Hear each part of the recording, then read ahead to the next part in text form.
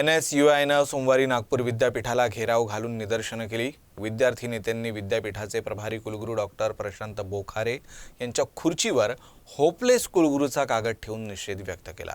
गेल्या काही दिवसांपासून नागपूर विद्यापीठात विद्यार्थ्यांच्या समस्या, परीक्षांमधील अनियमितता, विद्यापीठातील नोकर भरतीसाठी घेतलेली कोट्यावधी रुपयांची लाच अशा अनेक बाबी चव्हाट्यावर आल्या आहेत। या प्रश्नांवर NSUI आक्रमक झाली।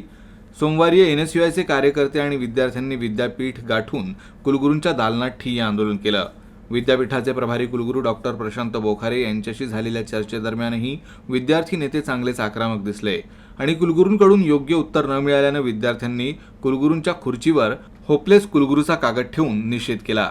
या प्रकारामुळे विद्यापीठात खळबळ उडाली आहे।